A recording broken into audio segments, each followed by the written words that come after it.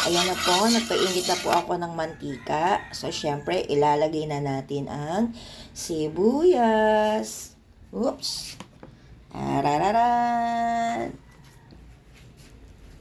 Lala! Ayan na po, nilagay na natin ang sibuyas.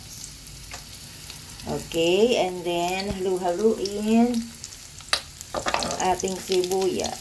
Halo-halo.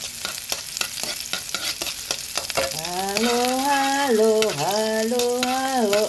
Sibuyas, sibuyas. Tingnan natin ang bawang.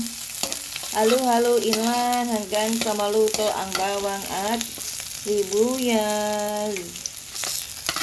Halo, halo, halo, halo. Sibuyas, sibuyas. Ayan mga lodi, nilagay na natin yung lechon manok at saka pork chop. Ayan, halu-haluin lang natin. Gisa-gisa lang.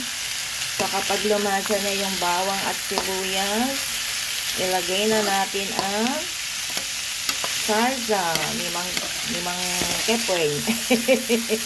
Salsa ni Mang Kepoy. Okay mga lodi, this is it. Ulala, ang sarap. Okay. Mas maraming sauce, mas malasa. Ayan, kumukulo na mga besh. So, nilagyan ko lang po siya ng konting tubig.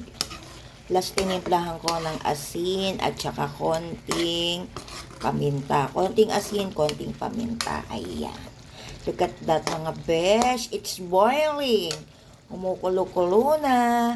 At ready na natin siyang i-prepare para sa ating mga loved ones. Ganyan lang po kadali mga lodi, mga besh. Dahil luto na naman ang chicken. Bye-bye! Enjoy your Friday! Look at that mga besh. Let's eat! Breakfast is ready!